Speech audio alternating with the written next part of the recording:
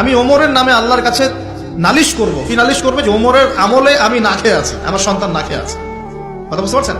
এই কথা শোনার সাথে সাথে ওমর রাদিয়াল্লাহু আনহুর মানে বুকে আল্লাহ পাকের ভয় চলে আসলো, হৃদয় প্রকম্পিত হলো। প্রকম্পিত হওয়ার পর তিনি নিজে চলে গেলেন মদিনায়, যেটাকে বলি আমরা বাইতুল মাল, মানে রাষ্ট্রীয় সম্পদ যেখানে থাকতো ওটাকে বাইতুল মাল বলা হতো। সেখান থেকে একটা আটার বস্তা নিজের কাঁধে উঠিয়েছেন, উঠিয়ে নিজে পায়ে হেঁটে ওই মহিলার বাসায় যাচ্ছেন। তার পাশে থাকা একজন সাহাবী, তিনি বলছেন, তার নাম আসলাম রাদিয়াল্লাহু আনহু, তিনি বলছেন যে ইয়া আমিরুল মুমিনিন, হে আমিরুল মুমিনিন, আমাকে দিন, আনা আহমিলুক, আমি এটাকে বহন করে নিয়ে যাই। আপনি চলেন সাথে, সমস্যা নেই, আমি বহন করে নিয়ে যাই অ্যাটলিস্ট।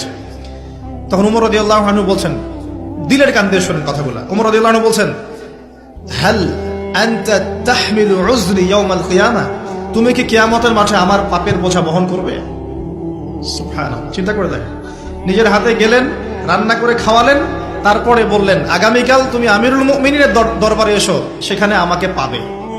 এই হলো ওমর রাদিয়াল্লাহু আনহুর খেলাফত। একদিন তিনি মেষ, তার যে উট, এটাকে পরিষ্কার করছেন।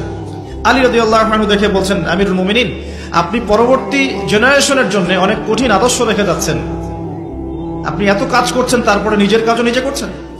তখন ওমর রাদিয়াল্লাহু আনহু বলছেন, ওয়ালা তালুমুনি ইয়া আবুল হাসান, হে আবুল হাসান, আমাকে এভাবে বিব্রত করো না, কারণ আমি ভয় করি যে আমি যে অর্ধবিশ্ব শাসন করছি, তারপরে আমি ভয় করি যে আমার এই শাসনের আন্ডারে যদি একটা রাখালও না খেয়ে মারা যায়, আমি ভয় করি আল্লাহ এর জন্য আমাকে জবাবদিহি করাবে।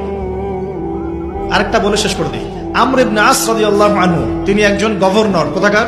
মিশরের। কার আমলে আছেন? ওমর রাদিয়াল্লাহু আনহুর সময়। তো তার ছেলের নাম হচ্ছে মুহাম্মদ। তো সেই মুহাম্মদ আমর ইবনে আসের ছেলে রাদিয়াল্লাহু আনহু।